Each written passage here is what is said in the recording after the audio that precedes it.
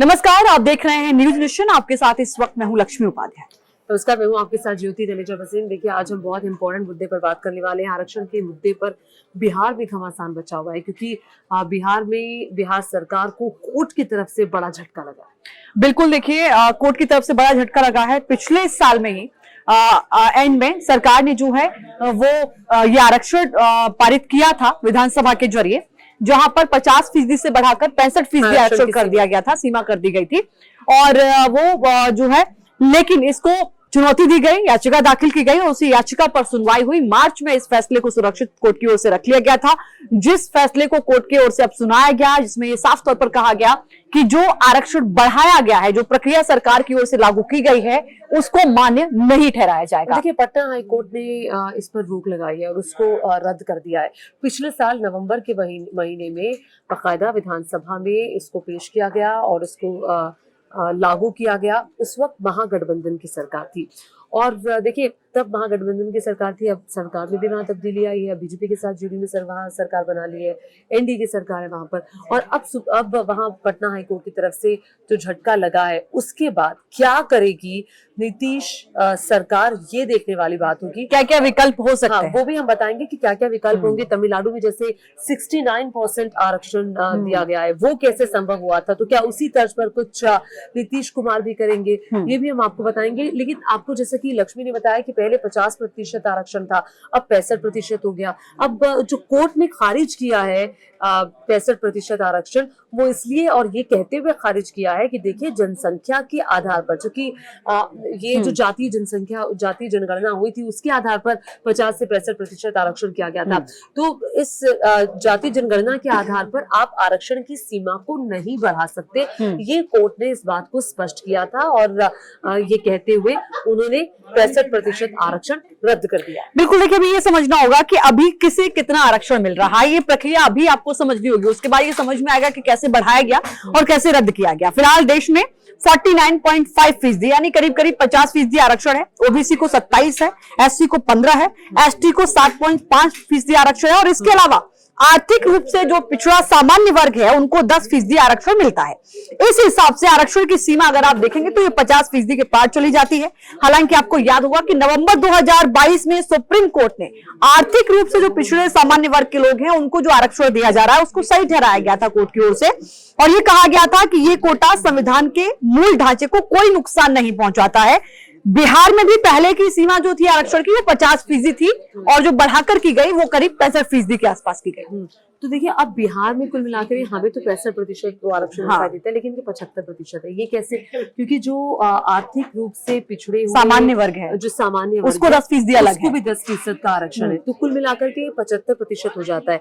लेकिन अब बड़ा सवाल ये है कि ये जो आरक्षण 65% था और जातीय जनगणना तो सब जानते हैं कि बिहार में हुई और उसी के आधार पर ये रिपोर्ट रखी गई कि और आरक्षण की जो जरूरत है वो बताई गई, जरूरत को बढ़ा दिया गया। तो देखिए, अब विकल्प क्या है, क्योंकि तमिलनाडु का जिक्र बार बार किया जा रहा है कि भाई तमिलनाडु में तो आरक्षण का दायरा बड़ा है, 69% लोगों को पिछले 30-35 सालों से आरक्षण मिल रहा है। लेकिन अब ऐसे में नीतीश सरकार क्या करेगी, मतलब ये हम आगे बताएंगे।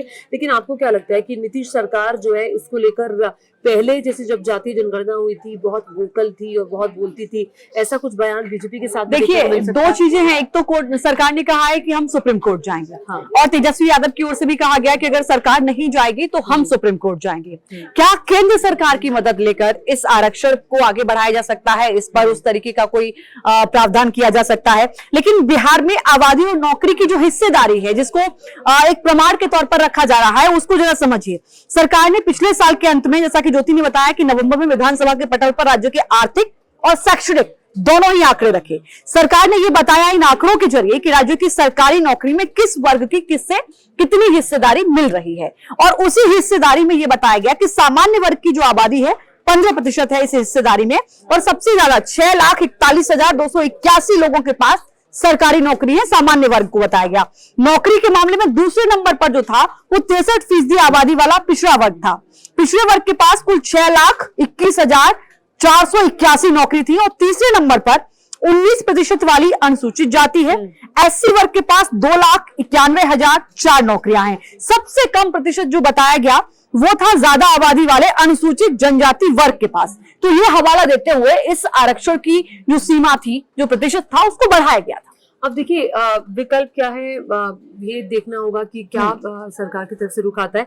लेकिन जैसा कि मैंने आपको बताया कि तमिलनाडु भी पिछले 35 सालों से 69% आरक्षण का लाभ वहां के लोगों को मिल रहा है। क्या क्राइटेरिया हो सकता है? वो दरअसल सुप्रीम कोर्ट ने साल 1992 में इंदिरा साहनी मामले में फैसला सुनाते हुए आरक्षण की जो सीमा थी उसको 50% तक सीमित करने का फैसला किया। हाँ। अब ऐसे में तमिलनाडु में 50% से ज्यादा का आरक्षण प्रावधान कैसे लागू हुआ, जो सवाल आप पूछ रही हैं और जो सवाल सबके मन में होगा। देखिए सुप्रीम कोर्ट के फैसले के बाद तमिलनाडु सरकार ने क्या किया कि राज्य की विधानसभा में प्रस्ताव पारित करके इस मामले को संविधान की 9वीं अनुसूची में डालने का प्रस्ताव केंद्र के पास भेजा।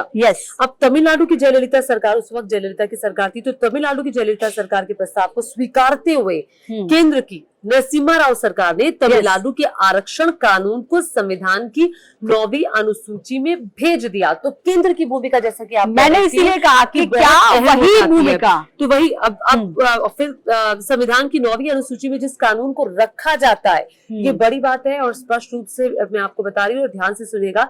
संविधान की 9वीं अनुसूची में जिस कानून को रखा जाता है उसकी समीक्षा का अधिकार न्यायपालिका को भी नहीं होता। तो यही वो वजह है कि तमिलनाडु के लोगों को पिछले 35 सालों से 69% आरक्षण का लाभ मिल रहा है। चूंकि अब नीतीश कुमार एनडीए में है और केंद्र में एनडीए की सरकार है, प्रधानमंत्री नरेंद्र मोदी जो बीजेपी है वो मुख्य सहयोगी है, और आप भी एक बड़ी शक्ति के रूप में, आप तीसरी सबसे बड़ी पार्टी है एनडीए में 12 सांसदों के साथ, क्योंकि आपकी बैसाखियों के सारे बीजेपी की सरकार खड़ी हुई है। तो ऐसे में नीतीश कुमार अगर ये कहेंगे कि मैं चाहता हूं कि इसको 9वीं अनुसूची में डाल करके ये आरक्षण तमिलनाडु की तरह 65% आरक्षण जो है वो बिहार में भी लागू हो जाए, तो ये किया जा सकता है। क्या इस विकल्प को करने में, क्या इस विकल्प को चुनेगी राज्य सरकार? दूसरा, क्या केंद्र सरकार इस पर मानेगी? तीसरा, क्या सबसे पहले सुप्रीम कोर्ट का रुख किया जाएगा सरकार की ओर से, चूंकि आपके पास पहला ऑप्शन वो भी बचता है। क्योंकि सुप्रीम कोर्ट ने साफ तौर पर इंदिरा साहनी मामले में कहा था कि 50% आरक्षण से ज्यादा नहीं हो सकता है। कोर्ट इसको एक बार नहीं कई बार कह चुका है, और अलग अलग राज्यों के मामलों में कई सारे मामलों को कोर्ट की तरफ से जब आरक्षण की प्रक्रिया, आरक्षण की जो सीमा है उसको बढ़ाया जाता है तो कोर्ट खारिज कर देता है। तो ऐसे में जो तमिलनाडु ने रास्ता अपनाया था, और उस वक्त जयललिता सरकार ने जब नरसिम्हा राव की सरकार थी उनको प्रस्ताव भेजा था और कहा था इसे 9वीं अनुसूची में इस प्रस्ताव को शामिल कर लिया जाए, उन्होंने एक्सेप्ट भी कर लिया था। तो क्या तमिलनाडु की तरह क्या नीतीश सरकार जो है वो ये प्रस्ताव भेजेगी केंद्र को, क्या केंद्र उसको मंजूर करेगा या नहीं करेगा, ये भी देखने वाली बात होगी। बिल्कुल देखिए, लगता है कि वो राज्य ये चूंकि आप कह रहे थे कि मंत्री पद को लेकर बहुत मोलभाव जेडीयू ने नहीं किया, तो क्या इस बात को लेकर कोई मोलभाव किया जा सकता है? उसकी दो वजह थी। देखिए ज्योति, एक तो ये था कि आप राज्य में नीतीश के विधायक देख लीजिए और बीजेपी के विधायक देख लीजिए,